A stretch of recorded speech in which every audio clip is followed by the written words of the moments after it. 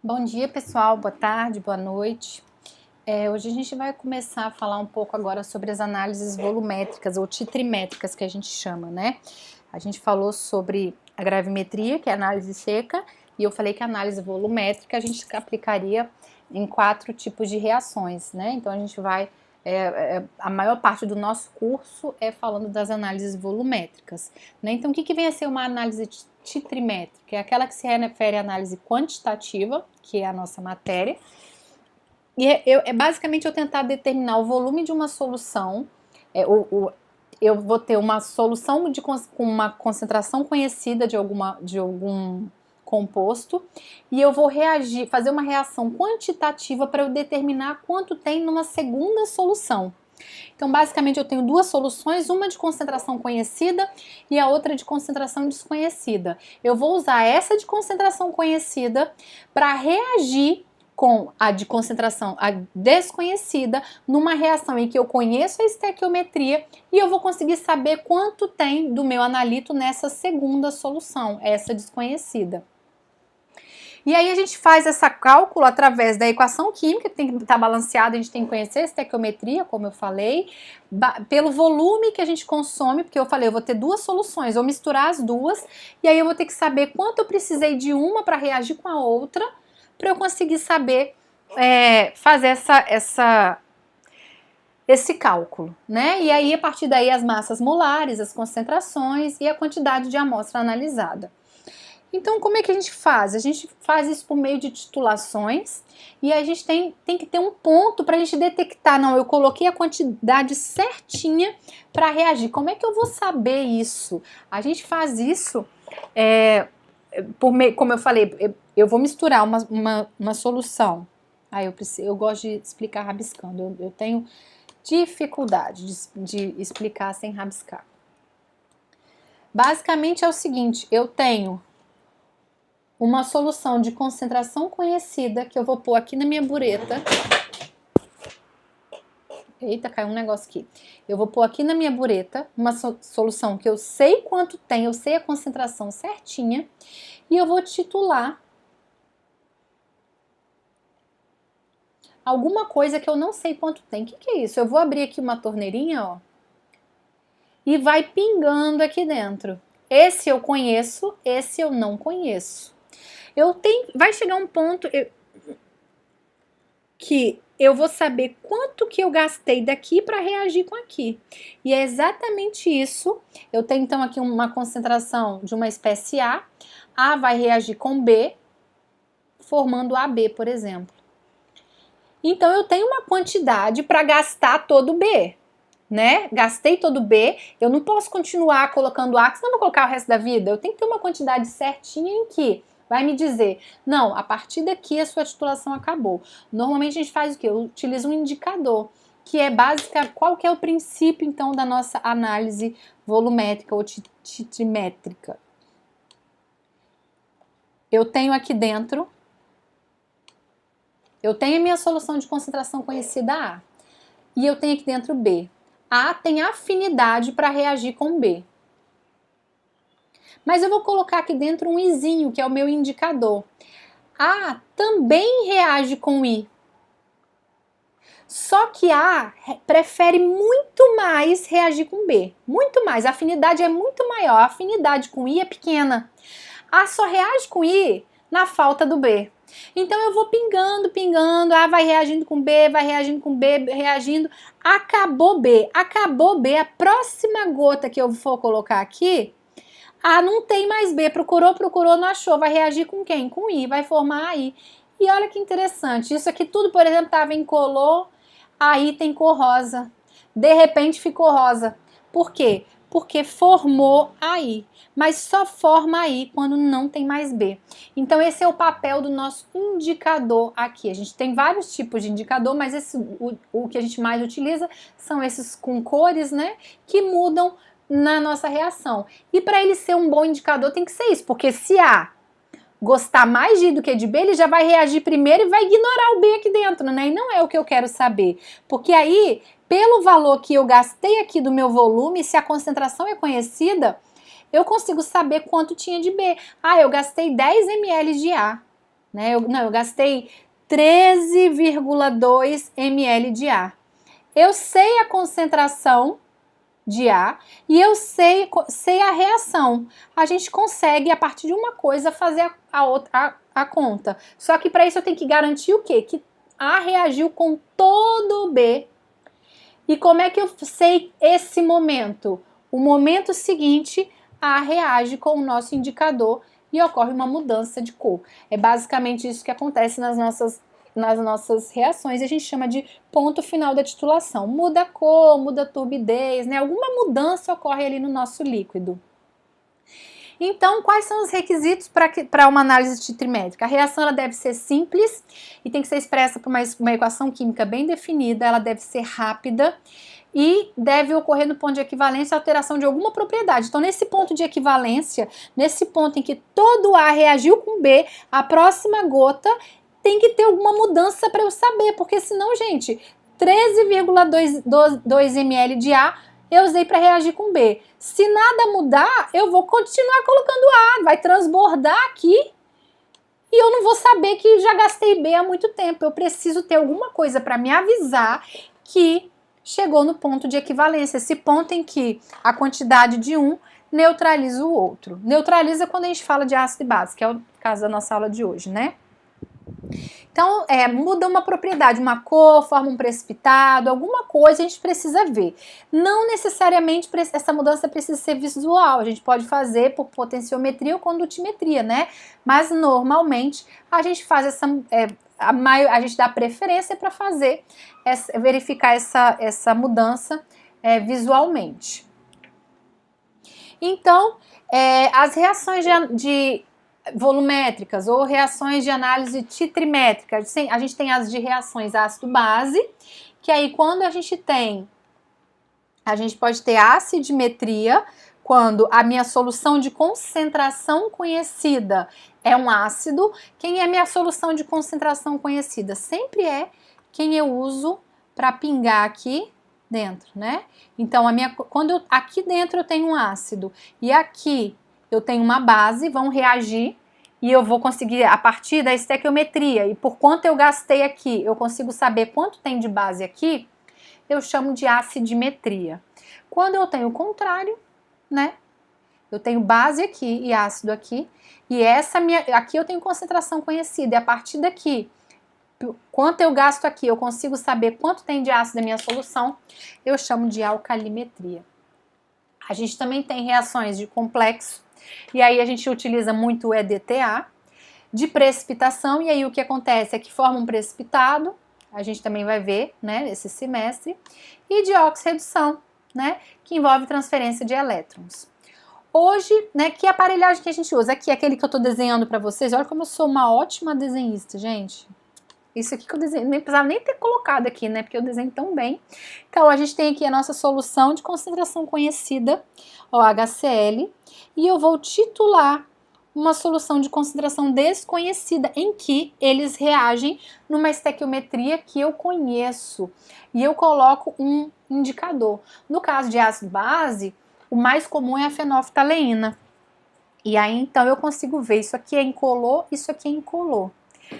Eu vou pingando, pingando, pingando. Quando todo NaOH reagiu com o HCl, não sobrou mais nenhum NaOH, o HCl vai reagir com quem? Com a fenolftaleína, com I, com o indicador. E aí, de repente, a cor fica rosa, né? Um rosa persistente. E aí, porque o que acontece, vocês vão ver que às vezes fica rosinho e volta, fica rosinho e volta. É mais ou menos como se fosse assim, o HCl ele esbarra na fenolftaleína e reage, mas logo ele encontra um NaOH para ele. Opa, eu prefiro NaOH e larga. Aí às vezes ele pinga, fica rosinha e logo some. Né? Às vezes só no lugar que pingou. Por quê? Ele encontrou a fenolftaleína, mas eu falei, ele prefere o NaOH. Aí na hora que ele esbarra, opa, vai largando, vai ficando, vai ficando. Quando não tem mais, aí ele se liga à fenolftaleína e não larga mais. É mais ou menos essa a ideia. Então, uma titrimetria de neutralização envolve a reação entre ácido e base, de concentração conhecida, e basicamente muda o pH. Pelo pH a gente consegue saber quanto tem, se chegou no final ou não a nossa análise. Então é comum, né, emprego de indicadores para a gente ver esse ponto final. E aí aqui, como eu falei com vocês, quando a gente envolve a titulação de uma espécie ácida com uma solução alcalina, quando o ácido é a solução desconhecida, eu chamo de alcalimetria, porque a minha base, ela é conhecida. Quando a minha base, ela é desconhecida e o meu ácido é conhecido, eu chamo de acidimetria. E a gente utiliza indicadores básicos, ácido-base, esses indicadores, eles basicamente mudam de cor com o pH. Na verdade, eu falei com vocês aquela questão de afinidade com o indicador, mas na ácido-base, o que acontece basicamente, nosso ácido-base, o que acontece basicamente é o seguinte, eu estou titulando aqui uma base com um ácido. Esse pH, ele vai estar o quê? Maior do que 7. Né? Eu tô titulando com base, eu tô titulando com ácido, jogo ácido, aí eu tenho vários Bzinhos aqui, né? Um monte, jogo um pouquinho, reage, continua básico. Jogo, pinga mais ácido, reage, porque ácido mais base reage, né? E fica neutro.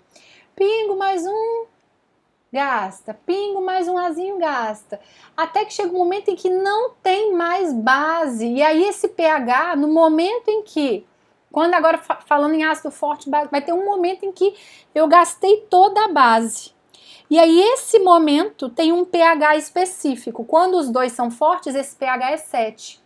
E aí quando eu chego no pH 7, significa que eu não tenho mais base para reagir. Acabou a base, toda foi neutralizada pelo A que eu joguei. E aí o indicador, ele muda de cor pelo pH. Chegou no pH, ele muda, no pH 7 ele muda de cor. Então, normalmente, quando a gente faz essas titrimetrias ácido-base, a gente tem que ver qual que é o nosso pH no ponto de equivalência, ou seja, quando eu gasto tudo que tinha aqui, nem sempre vai ser 7. 7 é só quando as duas espécies são fortes.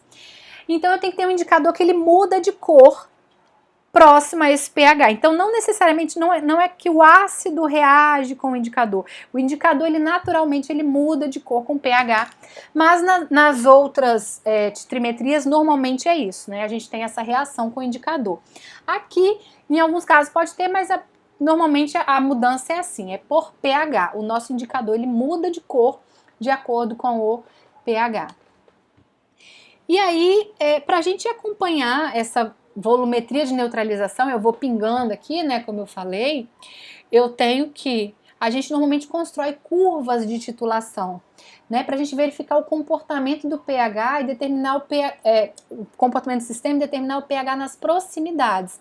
Como eu falei com vocês, quando é ácido forte e base forte, o pH na hora que tem ácido aqui, base, na hora que eu vou pingando, eu gastei toda a base, nesse momento não tem excesso de ar, não tem nada, o pH é 7. Se eu continuar pingando, aí chega uma hora que eu vou ter excesso de ar. Mas tem um momento específico em que eu pinguei exatamente a quantidade que eu precisava para gastar todo o B. Nesse momento, meu pH é 7.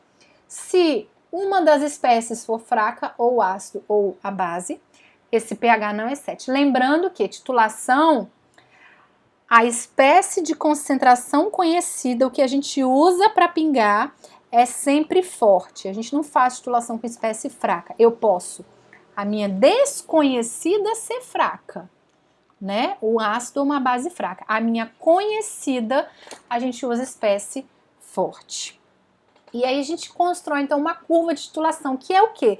Eu ir calculando o pH à medida que eu vou pingando esse meu ácido, essa minha base aqui. E aí para a gente construir a curva, a gente tem 4 momentos. A gente tem um momento antes de iniciar a titulação. Então, por exemplo, aqui antes de eu pingar HCl, eu vou ter só NaOH aqui. Eu vou ter um certo pH nesse momento. E aí eu calculo. Depois eu vou ter, aí eu abro aqui a torneirinha, começo a pingar HCl. Ainda pinguei pouquinho em relação a NaOH. Então, nesse momento, em algum momento, antes de eu gastar todo o NaOH, eu calculo o pH de novo. É a nossa segunda etapa. Depois eu continuo pingando até que eu pingo a quantidade exata para gastar todo o NaOH. É o que a gente chama de ponto de equivalência. Não sobra nem NaOH e nem HCl. Reagiu igualzinho. É o pH, a gente calcula a nossa terceira etapa. E depois eu continuo pingando, né? Mais uma, duas, três gotinhas. Três é muito, né? Mas enfim, a gente continua. E a gente vai ter o pH quando a gente tem um excesso de HCl. Aquele momento em que aquela gotinha que eu pinguei a mais, gastei todo o NaOH, pinguei uma gotinha a mais de HCl, eu tenho um novo pH.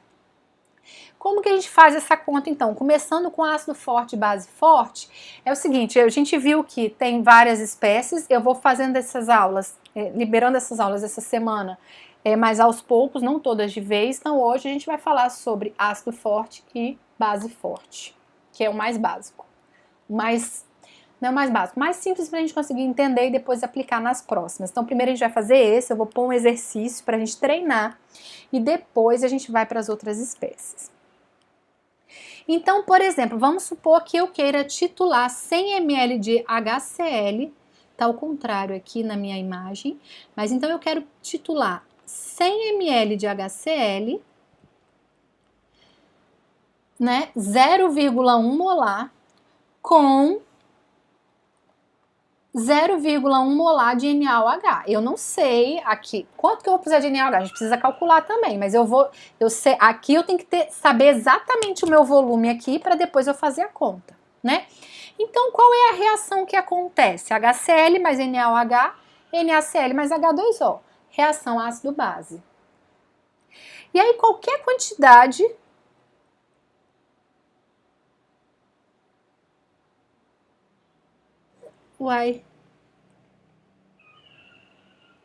qualquer quantidade, deixa eu só ver aqui que eu acho que não, tá certo. Qualquer quantidade que eu for, o português ele que me confundiu. Qualquer quantidade que eu for adicionando aqui de NaOH vai reagir com HCl. Mas quanto eu preciso de NaOH para gastar todo esse HCl, esses 100 ml que tem aqui, esse 0,1 molar que tem 100 ml? A estequiometria é 1 para 1. Então eu sei que o número de mols que eu tenho aqui dentro de HCl é o número de mols que eu preciso de NaOH. Como que eu calculo isso, né? Então a gente faz C1V1, acho que você já viu essa equação, por regra de 3 também resolve, tá? Mas enfim, quem não é muito fã da regra de 3, C2V2. Então a concentração de HCl vezes o volume de HCl é igual a concentração de NaOH vezes o volume de NaOH. E qual o volume de NaOH é o que eu quero saber, quanto eu tenho que pingar, né? 100 ml. Aqui, gente, estava meio que óbvio, porque se é 1 para 1, né? 100 ml 0,1 molar, a concentração é igual. Então eu vou precisar de 100 ml também, mas basicamente é isso. C1 a gente pode resolver ou por regra de 3, ou aplicar essa fórmula. A concentração vezes o volume do desconhecido é igual a concentração vezes o volume de concentração conhecido. Então eu sei que eu vou precisar de 100 ml de NaOH no meu ponto de equivalência, o ponto em que a quantidade exata, eu tenho a quantidade exata igual de NaOH e HCl é 100 ml de NaOH. E aí primeiro eu falei que primeiro a gente tem que calcular o pH. São 4 etapas, ó. A primeira é aqui, antes de iniciar a titulação. Então, antes de iniciar a titulação, eu tenho aqui 100 ml de HCl, 0,1 molar. Se a concentração é 0,1, isso aqui é um ácido forte, eu considero que ele está totalmente ionizado. Ácido forte, a gente nem considera que volta, a gente considera que nem considera a reversibilidade da reação. Eu considero que tudo isso, quando eu jogo na água, se transforma nisso e nisso. Então, se eu tinha 0,1 molar de HCl, eu passo a ter 0,1 molar de H3O+, e 0,1 molar de Cl-. Então, a concentração de H3O+, é 0, molar e mol por litro, né? Então, se a concentração de HCl era 0,1 mol por litro, HCl é forte, eu considero que isso não existe na água. O que existe é isso e isso. Então, se eu tinha 0,1 aqui, eu tenho 0,1 aqui. Concentração de H3O+ é 0,1. E pH nada mais é do que menos log de H3O+. Então, pH é menos log de 0,1.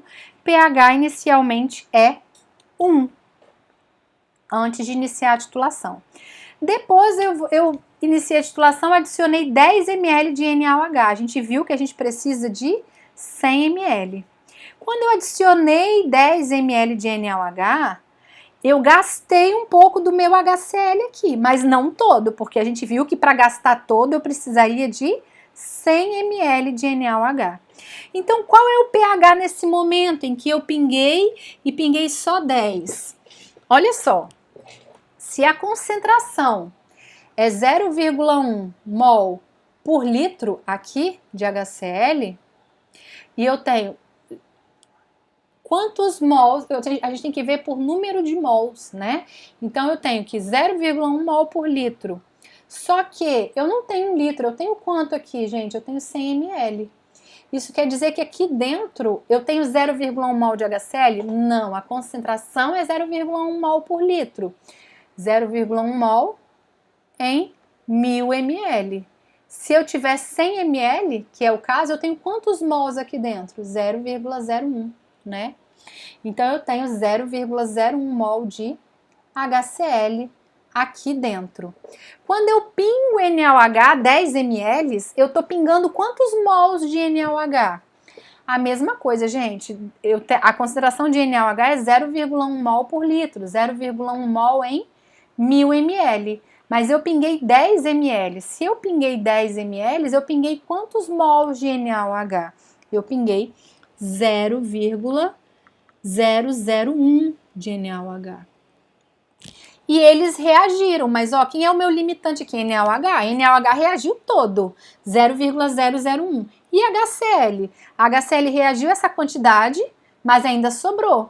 Porque se eu tinha 0,01 e eu pinguei 0,001, quanto que reagiu de HCl? 0,001 também, né, gente? Esses aqui reagiram. Sobrou HCl aqui dentro? Sobrou. Sobrou quanto? 0,0090, que é o 0,01 menos 0,001, né?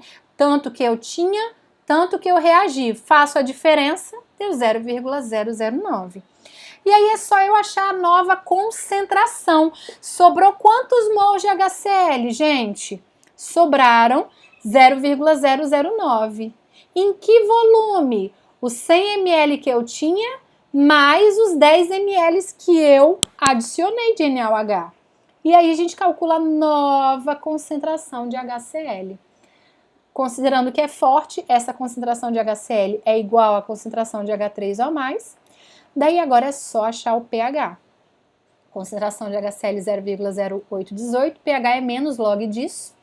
pH é 1,09. Certo? Isso aqui eu poderia... Ah, professor, se tivesse adicionado 15 ml, 20, 30, 40, 50, qualquer quantidade antes do 100 ml, antes do nosso ponto de equivalência, a gente resolve dessa forma. Eu vejo quantos mols eu tinha, quantos mols eu adicionei, vejo a estequiometria da reação, nesse caso é 1 para 1, e vejo quanto reagiu, quanto sobrou o volume final e calculo o novo pH. No ponto de equivalência, eu adicionei 100 ml de NaOH. Eu tinha 0,1 de HCl e eu adicionei 0,01 mol lá dentro, né? E eu adicionei a mesma quantidade de NaOH. Sobrou? Não. Quando eu tenho, são fortes, ocorre a autoionização da água, que o pH é 7, porque eu não tenho excesso nem de ácido nem de base mais. Sempre que eu estou trabalhando com ácido forte e base forte, no ponto de equivalência, quando eu não tenho excesso de nenhum dos dois, o pH é 7. E aí eu continuo pingando, coloco mais um pouco. Agora, ó, eu ultrapassei os 100 ml, eu coloquei 102 ml de base. Observe o seguinte, quando eu coloco, eu tinha 0,01 mol aqui dentro. A gente viu que em 100 ml eu tinha 0,01 mol, 0,1 mol por litro. Em 100 ml eu tenho quanto? 0,1. Então, 0,01 mol de HCl aqui dentro. Quando eu adiciono 102 ml de NaOH, eu tenho também 0,1 mol em 1000 ml, a concentração do NaOH. Quanto em 102? Eu vou ter 0,0102, né? Vai reagir? Vai reagir, vai sobrar, porque eu tinha 0,01 de HCl.